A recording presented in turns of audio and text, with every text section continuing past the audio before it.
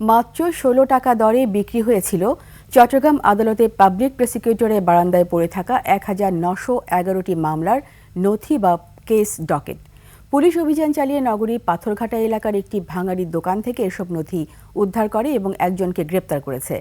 নথি বিক্রির পেছনে অন্য কোনো রহস্য আছে কিনা তা খতিয়ে দেখছে পুলিশ। চট্টগ্রাম থেকে রিপোর্ট করেছেন হাসান ফেরদৌস, ক্যামেরায় ছিলেন হাসান ফেরদৌস।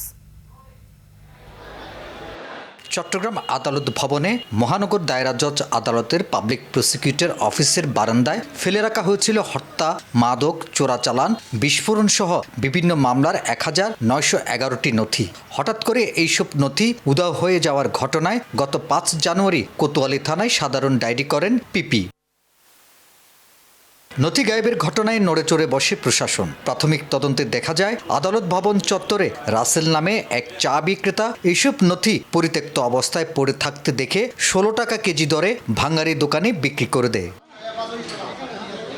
আদালতের সিসিটিভির ফুটেজ বিশ্লেষণ করে পুলিশ বুধবার রাতে অভিযান চালিয়ে রাসেল নামে এক চা বিক্রেতাকে গ্রেপ্তার করে। পরে তার স্বীকারোক্তি অনুযায়ী নগরীর পাথরঘাটা থেকে উদ্ধার করা হয় ৯ বস্তা নথি। প্রাথমিক জিজ্ঞাসাবাদ করেছি, সেখানে তথ্য যেটা সে স্বীকার করেছে আমাদের কাছে এই কাগজগুলি কোর্ট বিল্ডিংয়ের বারান্দায় স্তূপ আকারে ছিল দীর্ঘদিন যাবৎ।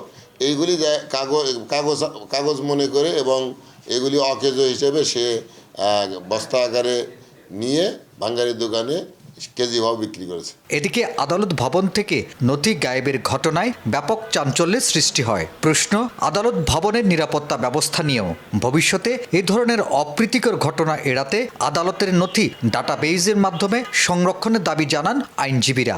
সরকারি নিয়োগপ্রাপ্ত কর্মচারী নয়, এরকম অনেক লোক এখানে হেল্পিং হ্যান্ড হিসেবে ওদের সাথে থাকে। ওরাও তো এই কাজ করতে পারে, ওদেরকে তো আপনি আইনের আওতায় আনতে পারবেন না, কারণ ওরা তো আপনার স্টাফ না। তো এই জন্য এই বিষয়গুলো একটা সিস্টেম আনা দরকার।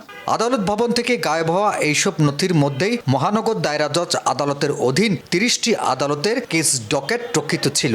এইসব নথি ২০২৩ সালের ২৪ এপ্রিল থেকে পিপি কার্যালয়ের বাইরে প্লাস্টিকের বস্তায় ফেলে রাখা হয়। হাসান ফেরদৌস, ২১ টেলিভিশন, চট্টগ্রাম।